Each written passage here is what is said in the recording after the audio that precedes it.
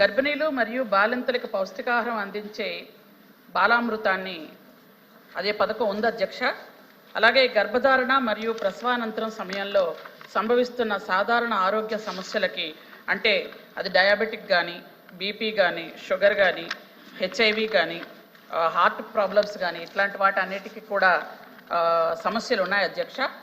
అలాగే సామాజిక ఆరోగ్య వ్యవస్థాపకులు ద్వారా గర్భిణీ స్త్రీలకు గర్భధారణ సమయంలో వచ్చే షుగర్, హెచ్ఐవి, బీపీ, టీబీ ఇట్లాంటి వాటికి గ్రామ స్థాయిలోనే హాస్పిటల్స్కి పంపించి చూపించడం జరుగుతుంది అధ్యక్ష.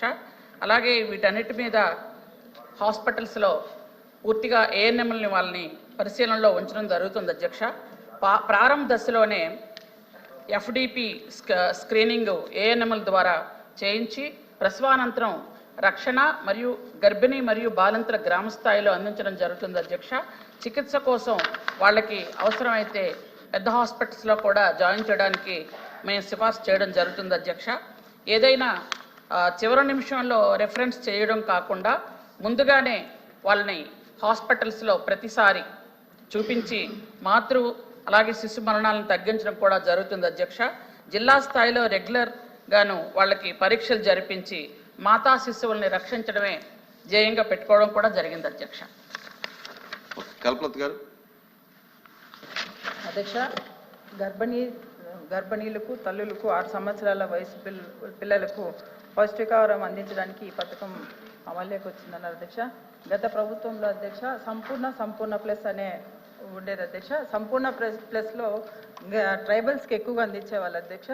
ఈ సంపూర్ణ కన్నా సంపూర్ణ ప్లస్లో ఇచ్చే ఐటమ్స్తో అక్కడ ట్రైబల్స్కి ఎక్కువ లబ్ధి పోతుంది అధ్యక్ష. ఇక్కడ నా మంత్రి గారికి 2 క్వశ్చన్స్ అధ్యక్ష. ఇప్పుడు బాల సంజీవని ఇచ్చే ఫుడ్లో ఈ ఐటమ్స్లో ఫ్యూచర్లో ఏమన్నా మార్పులు ఉంటాయా? అలాగే అధ్యక్ష, ఈ పథకం 6 సంవత్సరాల పిల్లలకు వర్తిస్తుంది, 6 సంవత్సరాల లోపల పిల్లలకు వర్తిస్తుంది అన్నారు. 6 సంవత్సరాలు అలానే కంటిన్యూ చేస్తారా, లేదా ఇక్కడ ఏజ్ లిమిట్ ఏమన్నా ఇస్తారా, ఉంటుందా? అలాగే అధ్యక్ష, ఈ పథకంలో ట్రైబల్స్ ఎక్కువ ప్రాధాన్యత ఇచ్చే ఆలోచన ఉందా? బాల సంజీవని కోసం ప్రతి ఏటా ఎంత ఖర్చు చేస్తున్నారు? థ్యాంక్ యూ అధ్యక్ష.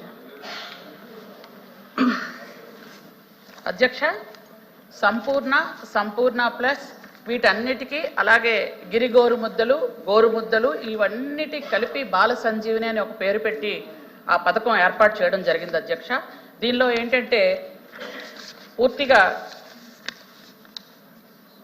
గిరిజనుల కోసం అడిగారు. గిరిజనుల కోసం, అలాగే మైదాన ప్రాంతంలో ఉన్నటువంటి గర్భిణీలకి, బాలింతలకి కూడా ఈ పథకం వర్తిస్తుంది అధ్యక్ష.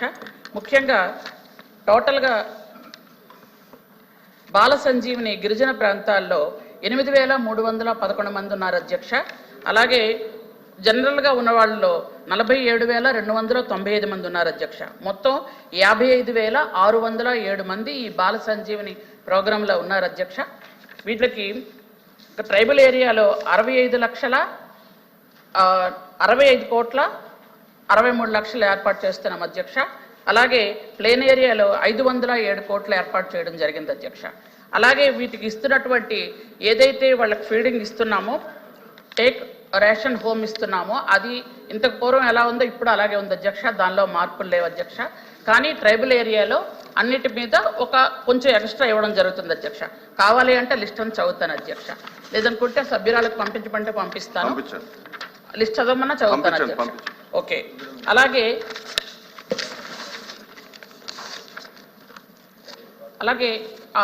ఏదైతే సీమంతాలు కానీ, అన్నప్రాసన కానీ ట్రైబల్ ఏరియాలో చేసుకోలేని పేదవాళ్ళ కోసం, అలాగే మైదాన ప్రాంతాల్లో కూడా ఎస్టీ, ఎస్సీ, బీసీల్లో చాలా పేదవాళ్ళు ఉంటారు అధ్యక్ష. అట్లాంటి వాళ్ళకి ప్రభుత్వమే దగ్గరుండి సీమంతాలని, అన్నప్రాసన కార్యక్రమాలు చేయడం జరుగుతుంది అధ్యక్ష. అలాగే కిషోర్ వికాస్, అదేంటంటే హాస్టల్స్లో ఉన్న పిల్లలు కానీ, చదువుకున్న పిల్లలు, అంటే 10th లోపు ఉన్న పిల్లలు, ఇంచుమించు ఇంటర్మీడియట్ లోపు ఉన్న పిల్లలకి రక్తహీనత కలిగిన అట్లాంటి వాళ్ళకి సంపూర్ణ పోషణ కింద ఇవ్వడం జరుగుతుంది అధ్యక్ష. వాళ్ళకి వాళ్ళని చాలా, అంటే గుడ్ టచ్, బ్యాడ్ టచ్ ఇట్లాంటివి ఇప్పుడు సమాజంలో పరిస్థితులు బాగులేవు కాబట్టి వాళ్ళకి అన్ని విధాలుగా చెప్పడం కూడా జరుగుతుంది అధ్యక్ష. కిషోర్ వికాసం అనే, ఎందుకంటే 0 నుంచి 6 years అంగన్వాడీ సెంటర్స్లో చెప్తే, కిషోర్ వికాస్ మాత్రం పిల్లలకి, కౌమార దశలో ఉన్న పిల్లలకు కూడా చెప్పడం జరుగుతుంది అధ్యక్ష. అలాగే న్యూట్రీ గార్డెన్స్, న్యూట్రీ గార్డెన్స్ అంటే ప్రతి అంగన్వాడీ సెంటర్స్లో కూడా వెజిటబుల్స్ పెంచడం కానీ వాటిలో ఉపయోగించడం కానీ ఈ పథకం కూడా ఉంది అధ్యక్ష. దానికోసం ప్రతి అంగన్వాడీ సెంటర్కి 10,000 రూపాయలు ఇవ్వడం జరుగుతుంది అధ్యక్ష. అలాగే ఇంకుడు గుంతల కోసం 16,000 రూపాయలు ఇస్తున్నాం అధ్యక్ష.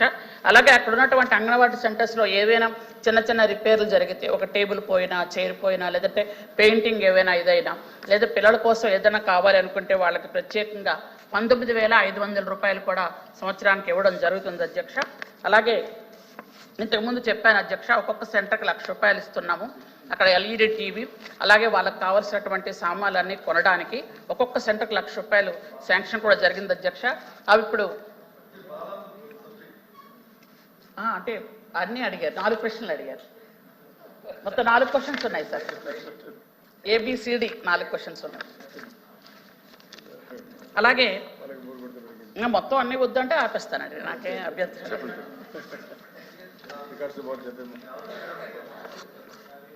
అలాగే హై రిస్క్ ఉన్న ప్రెగ్నెన్సీ వాళ్ళని కూడా అంగన్వాడీ సెంటర్స్లో టీచర్స్ జాగ్రత్తగా చూసుకుంటున్నారు అధ్యక్ష. అలాగే ఏఎన్ఎంస్ కూడా అప్పచెప్పడం కూడా జరుగుతుంది. అలాగే జననీ సురక్షణ అనే ఒక పథకం ఉంది అధ్యక్ష. దానిలో ఏంటంటే సిజేరియన్ ఆపరేషన్ చేయాల్సి వచ్చినటువంటి మహిళలు ఎవరైతే ఉన్నారో వాళ్ళకి జాగ్రత్తగా ఈ పౌష్టికాహారం పెట్టిన తర్వాత సిజేరియన్ ఆపరేషన్ చేసి వాళ్ళకి మందులు అలాగే అన్ని ఉచితంగా వాళ్ళని తీసుకెళ్లి ఇంట్లో డ్రాప్ చేయడం కూడా జరుగుతుంది అధ్యక్ష. ఎందుకంటే వాళ్ళ ఆరోగ్యం గురించి కూడా అడిగారు కాబట్టి ఈ విషయాలన్నీ కూడా చెప్పడం జరుగుతుంది అధ్యక్ష.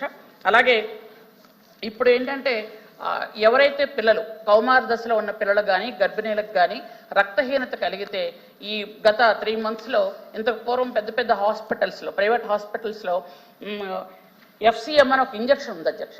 ఆ ఇంజక్షన్ ఖరీదు 2,000 రూపాయలు. ఆ ఇంజక్షన్ ఇస్తే ఇచ్చిన 1 minute ఒక గ్రామ్ అంటే వెంటనే హెచ్బి లెవెల్ 1 point పెరుగుతుంది అధ్యక్ష. దాన్ని ఏంటంటే ఈ మధ్యకాలంలో ITDAలో అవి ఏర్పాటు చేస్తున్నాం అధ్యక్ష. ఆ గ్రామాల్లో ఉన్నటువంటి PHCల్లో కూడా అందుబాటులో ఉంచడానికి కూడా ఏర్పాటు జరిగింది అధ్యక్ష. దానికి ఏంటంటే ఒక ఇంజక్షన్ ఖరీదు 2,000 రూపాయలు కాబట్టి అది ఫ్రీగా ప్రభుత్వం ఇవ్వడానికి ఏర్పాటు కూడా జరిగింది అధ్యక్ష. ఇంకేదైనా ఉంటే సభ్యులు అడగచ్చు అధ్యక్ష. Thank you. Ravindra garu. Sir thank you sir. Madam చాలా ఎలాబొరేట్గా అన్నీ చెప్పారు సార్. అయితే టెక్నికల్గా 2-3 క్వశ్చన్లు అడుగుతారు. మీ దగ్గర ఇన్ఫర్మేషన్ ఉంటే ఇవ్వచ్చు, తర్వాత ఇవ్వచ్చు. ఇప్పుడు మన infant mortality rate, maternal mortality rate last year ఎంత, ఇప్పుడు ఎంత, తగ్గుముఖం పట్టిందా, హెచ్చుగా పెరుగుతుందా ఇంకా బాగా? ఈ 2 చాలా index sir. Child women welfare గురించి చేయాలంటే, తెలుసుకోవాలంటే infant mortality, maternal mortality, quash worker, marasmus అని కొన్ని డిసీజెస్ ఉన్నాయండి. మీ దగ్గర ఇన్ఫర్మేషన్ ఉంటే పర్వాలేదు, లేకపోతే తర్వాతనే ఇవ్వచ్చు మేడం. Okay okay. ఇన్ఫర్మేషన్ అయితే ఉంది అధ్యక్ష, నేను వారికి పంపిస్తాను.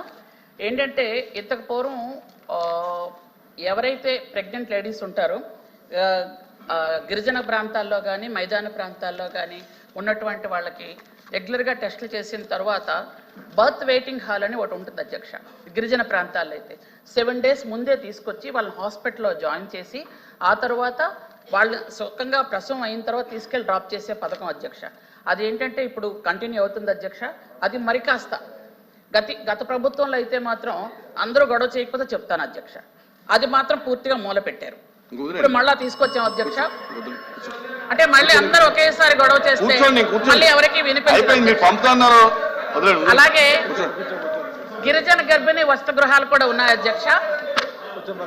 ఆయన అడిగిన దానికి చెప్పారుగా పంపుతానని కూర్చోండి ఇంకా. థ్యాంక్ యూ అధ్యక్ష. Okay okay.